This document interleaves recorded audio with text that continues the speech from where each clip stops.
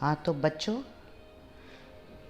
हम अलंकार पढ़ रहे थे और हमारे शब्दालंकार हो चुके थे।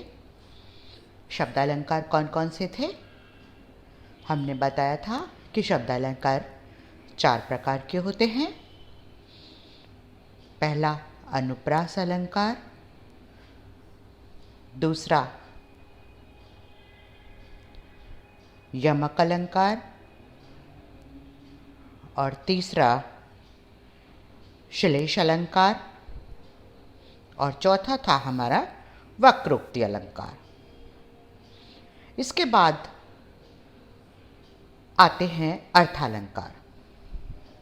और अर्थालंकार में कल हमने उपमा अलंकार को अच्छे से समझा और उसके अंग, और इसके बाद हम रूपक, उत्प्रेक्षा और प्रतीप का अध्ययन कर चुके थे। अब आता है भ्रांतिमान अलंकार। भ्रांतिमान अलंकार कहाँ होता है? जहाँ उपमेय में उपमान का आभास होता है, जहाँ उपमेय में उपमान का आभास होता है तथा किसी वस्तु को अत्यधिक समानता होने के कारण दूसरी वस्तु समझ लिया जाता है। देखिए, उपमेय और उपमान बहुत ज़्यादा मिलते जुलते होते हैं। जिसकी तुलना की जाती है और जिससे तुलना की जाती है, वो दोनों आपस में इतने ज़्यादा मिलते जुलते हैं कि अत्यधिक समानता होने के कारण किसी एक वस्तु को दूसरी वस्तु समझ लिया जाता है। कोई अनिश्चय की स्थिति नहीं रहती है कि ये रस्सी है या सांप है, ऐसा नहीं सोचते हैं। रस्सी को पूरे दृढ़ निश्चय के साथ में सांप मान लिया जाता है, या सांप को पूरे दृढ़ निश्चय के साथ में रस्सी मान लिया जाता है। निश्चय हो जाता है कि हाँ, ये तो रस्सी ही है। तो ऐसी स्थिति में भ्रांतिमान अलंकार होता है। ठीक है, अच्छे से समझ लीजिएगा इसको कि भ्रांतिमान अलंकार कहाँ होता है? जब उपमेय में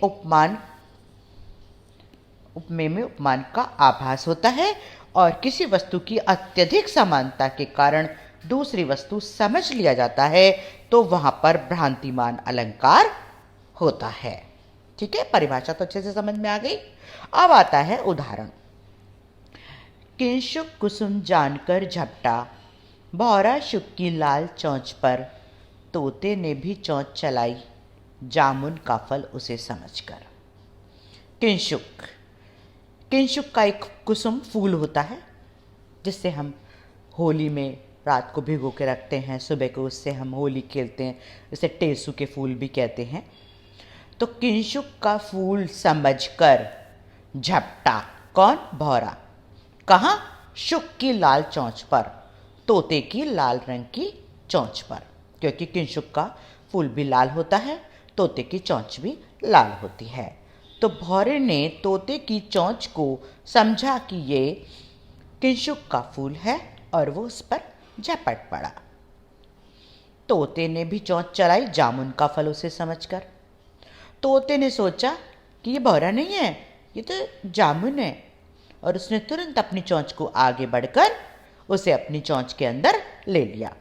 तो अब क्या स्थिति हो गई कि तोते के चोंच में भौरा आ गया।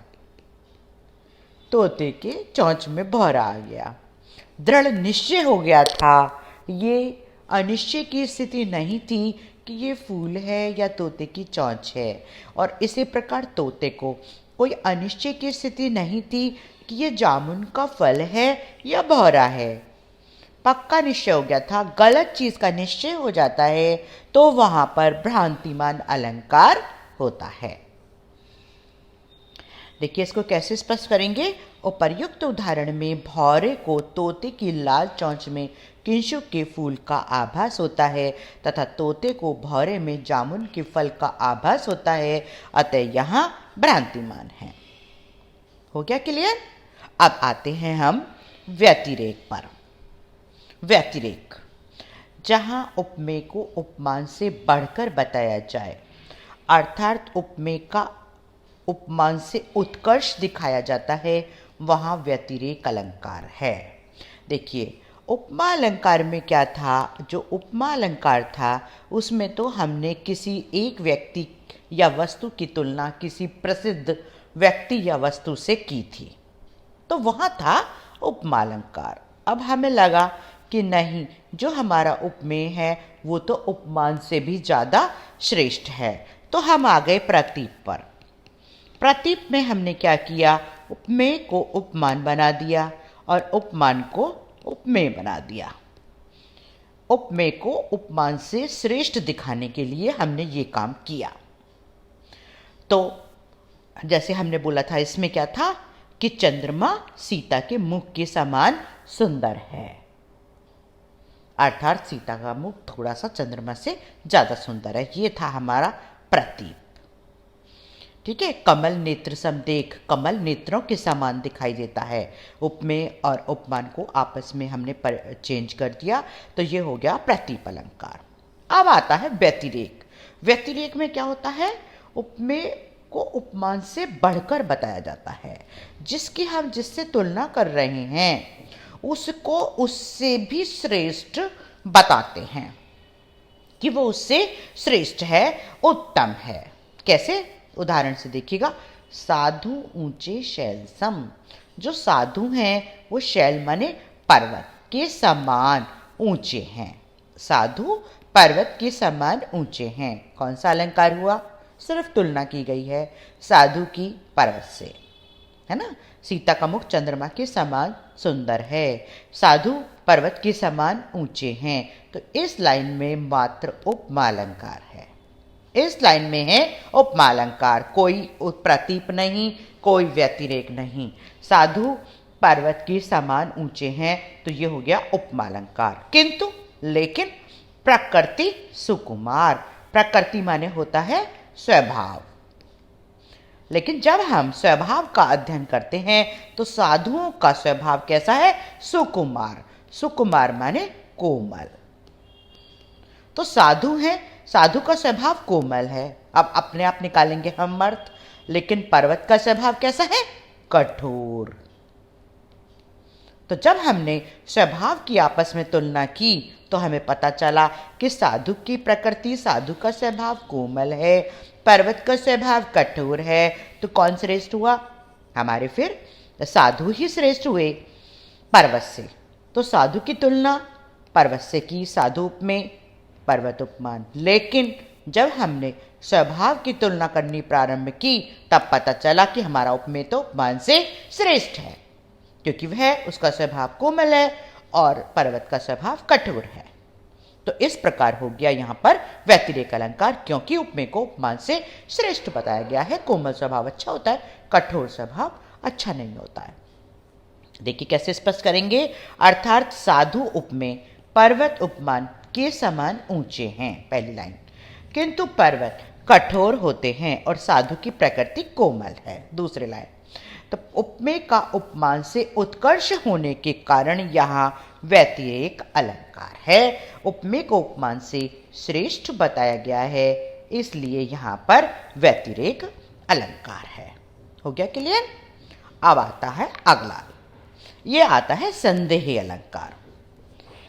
ये भ्रांतिमान जो हमने अभी पढ़ा है उसको ध्यान में रखते हुए हमें इसे पढ़ना है।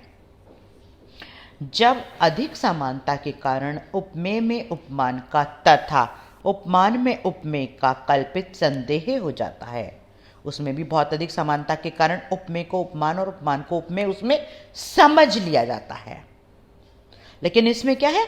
कल्पित संदेह हो जाता है, थोड़ा सा अनिश्चय की स्थिति रहती है और वास्तविकता का निश्चय नहीं हो पाता है, तो वहां संदेह अलंकार है। उसमें तो निश्चय हो जाता है, भ्रांतिमान में निश्चय हो जाता है। अधिक समानता के कारण उपमेय में उपमान का और उपमान में उपमेय का उपमान को उपमेय मान लिया जाता है और उसमें निश्चय हो जाता है, कोई अनिश्चय की स्थिति नहीं रहती है। लेकिन संदेह अलंकार में क्या होता है, कल्पित संदेह हो जाता है और वास्तविकता का निश्चय नहीं हो पाता है, तो वहां पर संदेह अलंकार है। कभी कभी संदेह अलंकार और भ्रांतिमान अलंकार में अंतर आ जाया करता है कि इसमें क्या अंतर है उसे स्पष्ट कीजिए। तो यही अंतर है कि संदेह में अलंकार में तो उपमेय और उपमान में समानता होने के कारण कल्पित संदेह हो जाता है और अनिश्चय की स्थिति बनी रहती है। लेकिन भ्रांतिमान अलंकार में उपमेय और उपमान में अधिक समानता होने के कारण एक उपमेय को उपमान समझ लिया जाता है और निश्चय हो जाता है। तो अब देखिए संदेह का उदाहरण।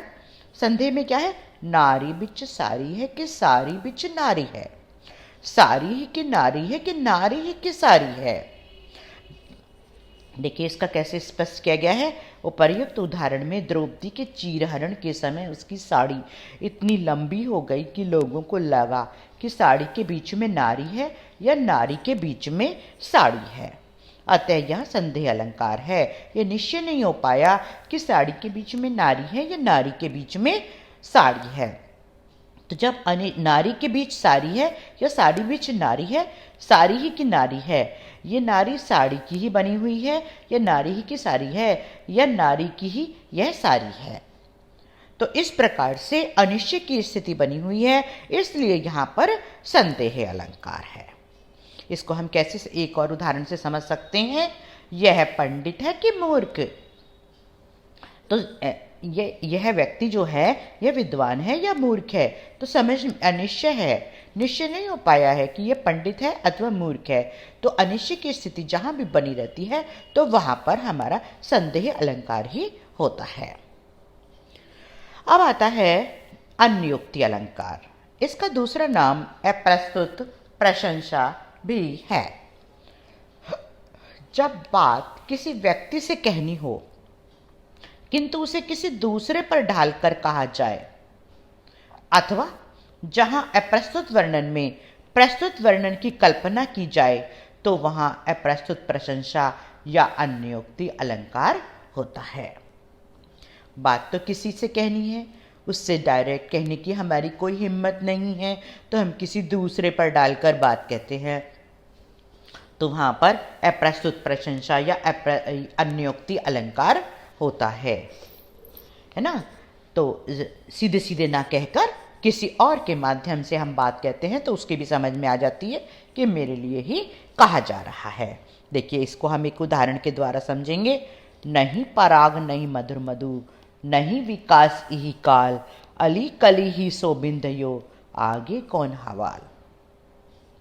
राजा जयसिंह के माध्यम से राजा जयसिंह को एक भौरे के माध्यम से समझाया गया है। कैसे? राजा जयसिंह जो थे उनकी शादी हुई और वो अपनी पत्नी में ही मगन रहने लग गए और उन्होंने राजकाज देखना बिल्कुल बंद कर दिया। तो किसी की इतनी हिम्मत नहीं थी कि कोई उनसे प्रत्यक्ष रूप से ये कह सके कि राज्य कार्य के लिए भी समय निकालो। लेकिन ऐसे में वहाँ पर जो बिहारी उनके दरबारी कवि थे, उन्होंने एक भौरे के माध्यम से उनको समझा दिया। नहीं पराग नहीं मधुर मधु, उन्होंने कहा अभी तो इसमें पराग नहीं है और मीठा मीठा शहद भी नहीं है। नहीं विकास ही काल, अभी तो इसका पूर्ण रूप से विकास भी नहीं हुआ है। अली हे भौरे कली ही सो बिंदियो, तू इस कली पर ही इतना मोहित हो रहा है, तू इस कली से ही इतना बिंद गया है, आकर्षित हो गया है, आगे कौन हवाल। जब यह कली पुष्प बन जाएगी तो तेरा क्या होगा। तो उनकी एकदम समझ में आ गया राजा जयसिंह के कि है मेरे लिए ही कहा गया है। जो मैं अपनी पत्नी पर इतना आकर्षित हो गया हूँ कि मैं किसी भी अन्य कार्य को नहीं देख रहा हूँ। तो बात भौरे के माध्यम से की गई थी, भौरे की और कली की और फूल की हो रही थी। लेकिन राजा जयसिंह को समझा दिया गया, अप्रस्तुत रूप से उनको समझा दिया गया। तो यहां पर हो गया हमारा अन्योक्ति अलंकार। बात किसी से कही जाए, किसी और को उसमें समझाया जाए, तो इसे हम अन्योक्ति या अप्रस्तुत प्रशंसा अलंकार कहते हैं। अब आता है अतिशयोक्ति अलंकार। देखिए अतिशयोक्ति कैसे लिखते हैं, शय पूरा बनता है ये। बहुत सारे बच्चे श आधा बनाते हैं, वो अशुद्ध होता है। अतिशयोक्ति अलंकार, जब किसी व्यक्ति, वस्तु या किसी वार्ता का बढ़ा चढ़ाकर वर्णन किया जाता है तो अतिशयोक्ति अलंकार है। बात छोटी होती है, उसको थोड़ा बढ़ाकर जब साहित्य में हमें उसका चित्रण मिलता है तो उसे हम अतिशयोक्ति अलंकार कहते हैं। उदाहरण देखिए, हनुमान की पूंछ में लग न पाई आग, लंका सिगरी जल गई, गए निशाचर भाग। हनुमान जी की पूंछ में आग नहीं लग पाई थी। देखिए ये जो चीज़ है ना, ये है मेन, आग नहीं लग पाई थी। लंका सिगरी जल गई, सिगरी माने सारी, सारी लंका जल गई। गए निशाचर भाग, और सारे राक्षस भाग गए। अरे जब आग लगी ही नहीं थी तो कैसे जल गई लंका? तो इस प्रकार स्पष्ट है कि बात को बढ़ा चढ़ाकर कहा गया है और इसका तात्पर्य ये हुआ कि हनुमान जी की पूंछ में जैसे ही आग लगी, तुरंत जैसे ही आग लगी तुरंत सारी लंका जल गई और सारे राक्षस भाग गए। अब ठीक है, लेकिन इन्होंने तो नहीं बोला ऐसा। इन्होंने बोला लग न पाई आग, कि हनुमान जी की पूंछ में आग नहीं लग पाई थी, उससे पहले ही सब कुछ हो गया। तो बात को बढ़ा चढ़ाकर वर्णन होने के कारण यहां पर अतिशयोक्ति अलंकार है। हनुमान जी की पूंछ में आग लगने से पूर्व ही सारी लंका जल गई, अतः यहाँ अतिशयोक्ति अलंकार है। एक और उदाहरण से हम इसको समझ सकते हैं। बाण नहीं पहुंचे शरीर तक, शत्रु गिरे पहले भू पर। अरे जब शरीर तक बाण ही नहीं पहुंचे थे तो शत्रु जमीन पर कैसे गिर गए? तो स्पष्ट है कि बात को बढ़ा चढ़ाकर कहा गया है। जैसे ही बाण शरीर तक पहुंचे वैसे ही शत्रु पृथ्वी पर गिर पड़े। तो इसलिए हो गया यहां पर भी अतिशयोक्ति अलंकार। हो गया स्पष्ट। अब है असंगति अलंकार, जहां कारण और कार्य में नियम विरुद्ध स्थिति हो, वहां अतिशयोक्ति असंगति अलंकार होता है। कारण और कार्य, देखिए कारण होता है कि हमें प्यास लग रही है और हमें पानी पीना है, वो है कार्य। तो जहां कारण और कार्य में नियमों की विरुद्ध स्थिति होती है, कारण कहीं होता है और कार्य कहीं और होता है, तो वहां असंगति अलंकार होता है। देखिए कैसे, द्रग उर्झत टूटत कुटुंब, जुरत चतुरचित प्रीत। द्रग माने नेत्र, नायक और नायिका के नेत्र उलझते हैं, अर्थात उनमें प्रेम हो जाता है। टूटत कुटुंब, परिवार टूट जाते हैं। देखिए जो चीज उलझ रही है वही तो टूटनी चाहिए। दो धागे उलझते हैं तो वही तो टूटने चाहिए, लेकिन नेत्र उलझ रहे हैं, परिवार टूट रहे हैं। कारण कहीं हो रहा है, कार्य कहीं और हो रहा है। जुरत चतुरचित प्रीत, जिन्हें देखकर, इस नायक नायिका के प्रेम को देखकर चतुर व्यक्तियों के हृदय में प्रेम का संचार हो रहा है। परति गांठ दुर्जन ही है, दुष्ट व्यक्तियों के हृदय में ईर्ष्या की गांठ पड़ रही है। दई नई है रीत, यह आप प्रभु, यह आपकी प्रेम की बड़ी विचित्र पद्धति है। तो कारण कहीं होता है, कार्य कहीं और होता है, तो वहां पर असंगति अलंकार होता है। देखिए कैसे स्पष्ट करेंगे इसको, अर्थात नेत्र उलझते हैं, कुटुंब टूटते हैं, चतुर व्यक्तियों के हृदय में प्रीति का संचार होता है, इससे दुर्जनों के हृदय में गांठ पड़ती है। यहाँ कार्य कहीं और, कारण कहीं और होने से असंगति अलंकार है। ठीक है, अब आता है दृष्टांत अलंकार। दृष्टांत अलंकार, जहां उपमेय तथा उपमान वाक्यों में साधारण धर्म की भिन्नता होते हुए भी बिंब प्रतिबिंब भाव दर्शाया जाता है, वहां दृष्टांत अलंकार होता है। उपमेय तथा उपमान दो वाक्य हैं और उनमें क्या होता है, साधारण धर्म उनका भिन्न भिन्न है, अलग अलग है, लेकिन फिर भी ऐसा लगता है कि जैसे दोनों के भाव बिल्कुल बिंब प्रतिबिंब हैं, एक जैसे हैं। तो जब ऐसा कहीं चित्रण हमें देखने को मिलता है तो वहाँ पर दृष्टांत अलंकार होता है। इसे हम एक उदाहरण के द्वारा अच्छे से समझ सकते हैं, जैसे करत करत अभ्यास के जड़मति होत सुजान। अभ्यास के लगातार करते रहने से जड़मति जो मूर्ख हैं वह भी कैसे हो जाते हैं, सुजान। सुजान माने विद्वान बन जाते हैं। जो मूर्ख हैं वो भी विद्वान बन जाते हैं लगातार अभ्यास के करते रहने से। अब कैसे, रसरी आवत जातते सिल पर परत निशान। रस्सी के आने और जाने से कुएं के किनारे जो पत्थर है उस पत्थर पर भी निशान पड़ जाते हैं। पत्थर पर एक रस्सी से निशान डालने का काम कितना मुश्किल है, लेकिन अभ्यास प्रतिदिन बहुत सारे व्यक्ति रस्सी डालकर कुएं से पानी भर खींच रहे हैं। तो इससे क्या हो रहा है कि बराबर उस पर रस्सी आ रही है और जा रही है, अभ्यास हो रहा है, तो उस पर भी निशान पड़ जाते हैं। जैसे अभ्यास के लगातार करते रहने से मूर्ख व्यक्ति भी विद्वान हो जाते हैं। दोनों ही पंक्तियों में उपमेय और उपमान दो वाक्य हैं। इन दोनों ही वाक्यों में साधारण धर्म यद्यपि अलग अलग है, लेकिन फिर भी बिंब प्रतिबिंब भाव दर्शाया गया है, तो इसलिए यहाँ पर दृष्टांत अलंकार है। देखिए कैसे स्पष्ट करेंगे, यहाँ उपमेय तथा उपमान में बिंब प्रतिबिंब भाव दर्शाया गया है। यद्यपि दोनों का धर्म एक नहीं है किंतु मिलता जुलता है, तो इसलिए यहाँ पर दृष्टांत अलंकार है। आज के लिए इतना ही काफ़ी है। कल हम आपको ये विरोधाभास अलंकार कराएंगे।